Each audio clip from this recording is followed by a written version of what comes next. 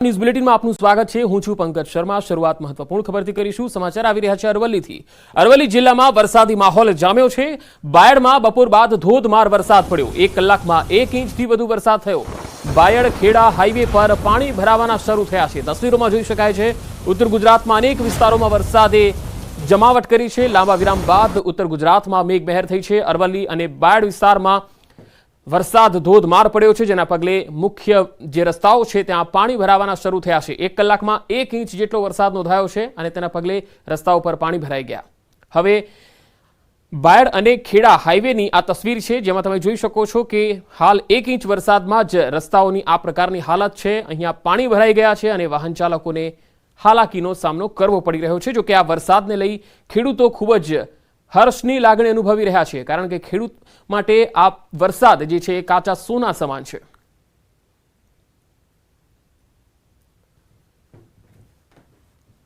તો હવે મધ્ય ગુજરાતની તસવીર આવી રહી છે આણંદથી। આણંદમાં વરસાદી માહોલ જામ્યો છે। ચરોતર નગરીમાં ખાસ તો કરમસદ, વિદ્યાનગર, સંદેશર, નાવલી અને બોરસદમાં ફરી એકવાર વરસાદ વરસ્યો છે। ડાંગરની વાવણી કરતા ખેડૂતો માટે આ વાવણીલાયક વરસાદના પગલે આનંદની લાગણી છવાઈ ગઈ છે।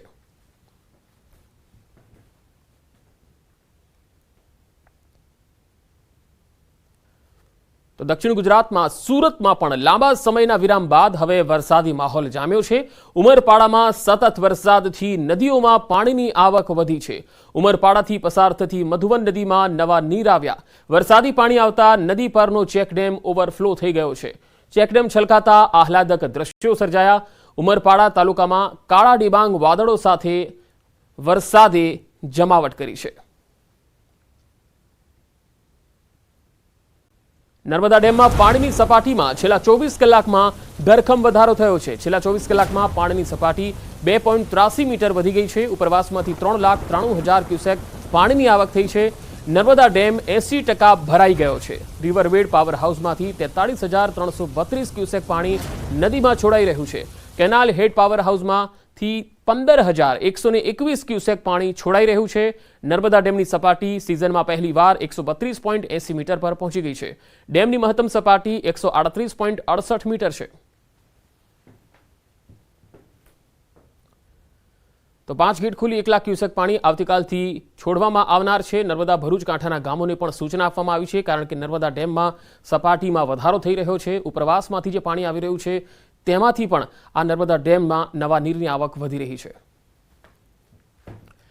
બનાસકાંઠામાં નર્મદાની મુખ્ય નહેરની જળ સપાટી વધતા એલર્ટ આપવામાં આવ્યું છે। નદી કાંઠાના વિસ્તારોમાં સાવચેત રહેવાની સૂચના અપાઈ છે।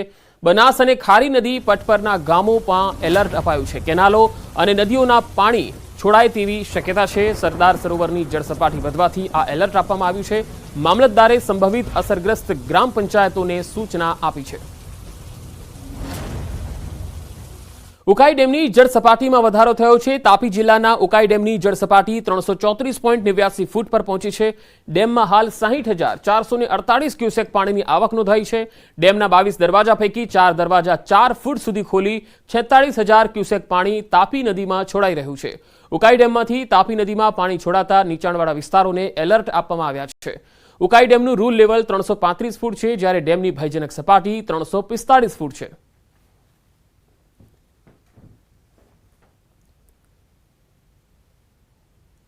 બનાસકાંઠામાં શિક્ષકની ગેરહાજરીનો મામલો। શિક્ષક દર્શન પટેલને બરતરફ કરી દેવાયા છે।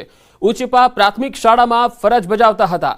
1 મહિના પહેલા બરતરફ કરાયા છે। દર્શન પટેલ 2 વર્ષથી સતત ગેરહાજર હતા। ઉચપા પ્રાથમિક શાળામાં તેઓ ફરજ બજાવતા હતા અને 2 વર્ષથી તેઓ ગેરહાજર હતા। આખરે 1 મહિના પહેલા જ બરતરફ કરી દેવાયા છે।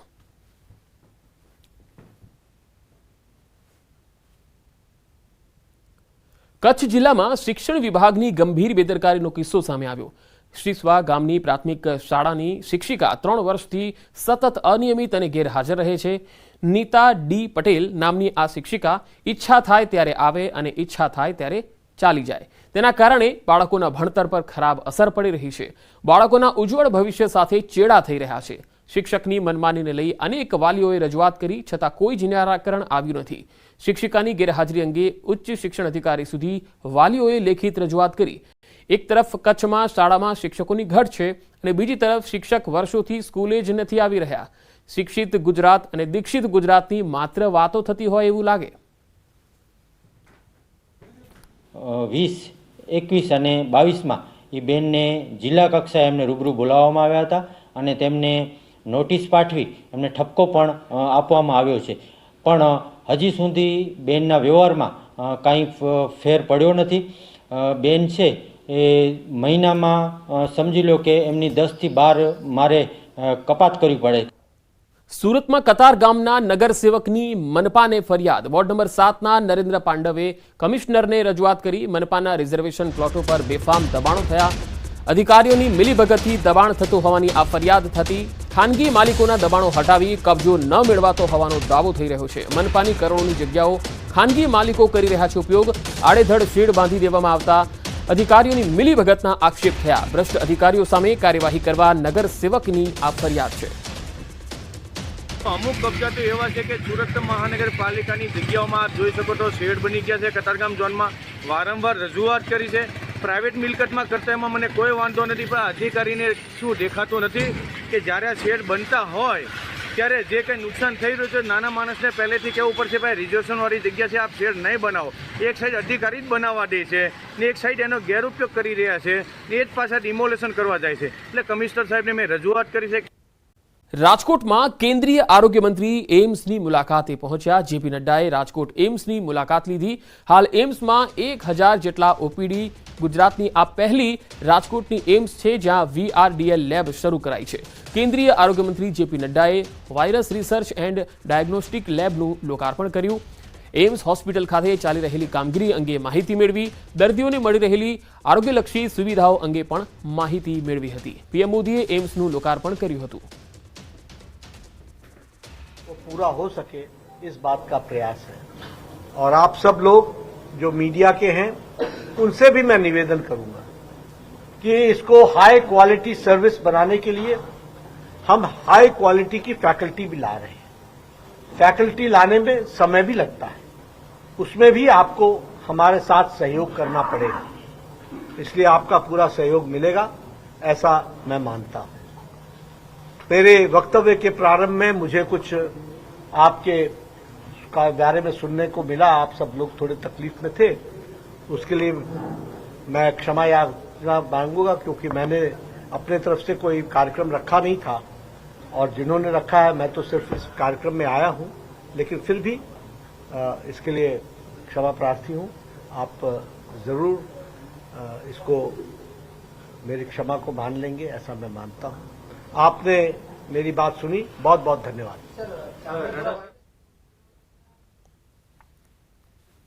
પંચમહાલમાં રખડતા ઢોરને લઈ તંત્રએ કાર્યવાહી હાથ ધરી. ગોધરા શહેરમાં જાહેર માર્ગો ઉપર પશુઓનો છેલ્લા કેટલાક દિવસથી જમાવડો થઈ રહ્યો છે, જેને લઈ ટ્રાફિક જામની સમસ્યા સર્જાય છે. તો અનેકવાર ઢોર વાહન ચાલકો તેમજ રાહદારીઓને અડફેટે લે છે. ત્યારે તંત્ર દ્વારા 45 જેટલા રખડતા પશુઓને પકડવામાં આવ્યા. ગોધરા નગરપાલિકા, ટ્રાફિક પોલીસ, મામલતદાર કચેરી સ્ટાફ અને પાંજરાપોળ ટીમે સંયુક્ત ઓપરેશન હાથ ધર્યું. 45 પશુઓને પકડી પાંજરાપોળમાં મૂકવામાં આવ્યા. આ પશુ માલિક સામે પોલીસ ફરિયાદ પણ કરવામાં આવશે. જે રખડતા પશુઓ ગોધરા શહેરની અંદર ફરતા હતા એમાં એક સંયુક્ત ટીમ બનાવી, જેની અંદર નગરપાલિકા, પાંજરાપોળ, traffic police, A division police station, પ્રાંત ઓફિસ, મામલતદાર ઓફિસ અને નગરપાલિકા એ બધા ટીમે સાથે મળી અને આપણે જેટલા પણ રખડતા પશુઓ છે 45 પશુઓને આપણે પકડ્યા છે. શ્રાવણ માસની શરૂઆતની સાથે જ હવે તહેવારોની પણ શરૂઆત થઈ છે. ત્યારે ફૂલથી લઈને ફ્રૂટના ભાવમાં વધારો થયો. સામાન્ય દિવસો કરતાં શ્રાવણમાં ફ્રૂટની માંગ વધુ રહે છે, ત્યારે માંગમાં વધારો થતાં ફ્રૂટના ભાવમાં 50 થી 60% વધારો થયો છે. એક તરફ ફ્રૂટની માંગ વધી છે, જ્યારે બીજી તરફ ભારે વરસાદના કારણે પહાડી વિસ્તારમાંથી આવતા ફ્રૂટની આવક પણ ઘટી છે. ત્યારે અમદાવાદમાં રિટેલ માર્કેટમાં ફ્રૂટના ભાવ આસમાને પહોંચ્યા. ગ્રાહકોનું કહેવું છે કે શ્રાવણ માસમાં ફ્રૂટના ભાવ ઓછા હોવા જોઈએ, જેથી દરેક લોકો ઉપવાસમાં ફ્રૂટ લઈ શકે. જો રિટેલ માર્કેટમાં ફ્રૂટના ભાવની વાત કરીએ તો દ્રાક્ષ 350 રૂપિયા છે, સફરજન 200 થી 250 રૂપિયા કિલોએ વેચાઈ રહ્યા છે, દાડમ 200 રૂપિયા છે, કેળા 70 રૂપિયાના ડઝન છે, ચેરી 700 રૂપિયાના ભાવે વેચાઈ રહી છે, તો મોસંબી 40 રૂપિયા, જામફળ 100 રૂપિયા અને નારંગી 250ના ભાવે વેચાઈ રહી છે. શ્રાવણ મહિનો છે, બધાના ઉપવાસ ઘરમાં વડીલો બધા કરતા હોય તો એમ થાય કે ફ્રૂટ થોડુંક હોય તો સાંજના લોકોને ફરાળમાં ચાલે. તો એ હિસાબથી ફ્રૂટ તો લેવું પડે. ભાવ તો અત્યારે થોડાક મોંઘાઈ છે, પણ મારું એવું વિચારવું હોય છે શ્રાવણ મહિનાના હિસાબથી માર્કેટ ભાવ વધારે છે એના કરતાં અત્યારે શ્રાવણ મહિનો છે કે કોઈ પરબનો છોકરીનો ગોરો આવે છે ત્યારે હોય છે ત્યારે ભાવ વધારી દે છે, એના કરતાં ત્યારે સસ્તું રાખો તો આમ વ્યક્તિ બી ખાઈ શકે. એટલે ગરીબ લોકો બધા અમારા કામવાળા છે, બધાય છોકરાઓ બધા દશામાનું વ્રત કરતા હોય, એ લોકો વધારે ગરીબ જ લોકો હોય, એમ મજૂર વર્ગ હોય, તો એના માટે તો ખાસ તમારે થોડુંક ફ્રૂટમાં સસ્તું હોવું જોઈએ એમ મારું એવું કહેવાનું છે કે એ વખતે તમે વધારો, બિચારા એ લોકો કામ કરે પછી સાથે વ્રતે કરતા હોય તો એમાં થોડુંક સારું પડે ને એમ. ફ્રૂટોના ભાવમાં 50 થી 60% વધારો છે. જે વસ્તુ 180-150 રૂપિયા હતી અત્યારે 220-250 રૂપિયા થઈ ગઈ છે. અને શ્રાવણ મહિનાના કારણે અને બીજું શું છે કે જ્યાં માલ આવે છે ને ત્યાં આપ ફાટ્યા છે એટલે માલ ઓછો આવે છે, એના કારણે ભાવ વધારે છે. ડિમાન્ડ શ્રાવણ માસમાં તો વધારે કેળા વેચાતા હોય છે, કેળા છે, પછી જમરૂખ છે, એ બધું વેચાતું હોય છે. આરોગ્યની સુખાકારી માટે લોકો જ્યાં જતા હોય છે એ જગ્યા છે હોસ્પિટલ, પરંતુ હોસ્પિટલમાં જ આરોગ્ય જોખમાય એવી સ્થિતિ સર્જાય તો? વાત ભાવનગરની સરટી હોસ્પિટલની છે, જ્યાં સ્વચ્છતા અભિયાનના લીરા ઉડતા હોય એવા આ દ્રશ્યો સામે આવ્યા. ન્યૂઝ 18 ગુજરાતીની ટીમે આ હેરિટેજ હોસ્પિટલની મુલાકાત લેતા અહીં સ્વચ્છતાનો અભાવ જોવા મળ્યો. હોસ્પિટલની બિલ્ડિંગ હોય કે પછી કેન્ટીન, જ્યાં જુઓ ત્યાં ગંદકીના થર છે. દર્દીઓને માટે વ્હીલચેર, ખાટલા, સ્ટ્રેચર, ગાદલા સહિતની અન્ય વસ્તુઓ ધૂળ ખાઈ રહી છે. મહત્વનું છે કે આ હોસ્પિટલમાં રોજ હજારો દર્દીઓ સારવાર માટે આવે છે. હોસ્પિટલમાં જ ગંદકીના થર છે, ત્યારે તંત્ર પર અનેક સવાલ ઉઠી રહ્યા છે. તમે દ્રશ્યમાં જોઈ શકો છો કે જે સારવાર અર્થે લોકો આવતા હોય છે તેમના માટે જે બેડ, સ્ટ્રેચર અને વ્હીલચેર જે છે તે અત્યંત ભંગાર હાલતમાં છે. હોસ્પિટલના સંકુલનમાં પણ અસંખ્ય જગ્યાએ જોવા મળી છે. ત્યારે કેમેરામેનને હું રિક્વેસ્ટ કરીશ કે અંદરના પોર્શનમાં આવીને બતાવે કે આ પોર્શનમાં આખો જે વિસ્તાર છે તે વિસ્તારની અંદર તમે જોઈ શકો છો કે ખરાબ ગાદલાઓ, જેની બદબુ એટલી છે જેથી માખી મચ્છરનો ઉપદ્રવ વધી શકે. ન્યૂઝ 18ની ટીમ દ્વારા આજે શહેરની જે સરકારી હોસ્પિટલ છે, જે ભાવનગરના નેક નામદાર સ્ટેટ દ્વારા આ હોસ્પિટલ છે તે આપવામાં આવેલી હતી અને હાલ તે હોસ્પિટલની હાલત છે તે ઘણી બધી દર્દનીય છે. પરંતુ કંઈક ને કંઈક તમે દ્રશ્યમાં જોઈ શકો છો કે જે આ બેસવાની જે મનુષ્ય માટેની જે જગ્યા છે, આરામ માટેની જગ્યા, ત્યાં અત્યારે કૂતરાઓ છે તે પોતે બેઠા છે. એટલે ચોક્કસ કહી શકાય કે જે સિક્યુરિટીના જે સવાલો છે તે આની પર સ્પષ્ટપણે સામે આવી રહ્યા છે. સિક્યુરિટીના કોઈ પણ વ્યક્તિ અહીં હાજર જોવા નથી મળતા. કૂતરાઓ છે તે અસંખ્ય જોવા મળે છે. હોસ્પિટલના જે નીચેના જે સંકુલનનો ભાગ છે ત્યાં પણ જે છે ગંદકીઓના થર દેખાય છે, તમે દ્રશ્યમાં જોઈ શકો છો. સમગ્ર પાછળનો જે વિસ્તાર છે તે પણ ગંદકીથી ખદબદે છે. નીતિન ગોહિલ, ન્યૂઝ 18 ગુજરાતી, ભાવનગર.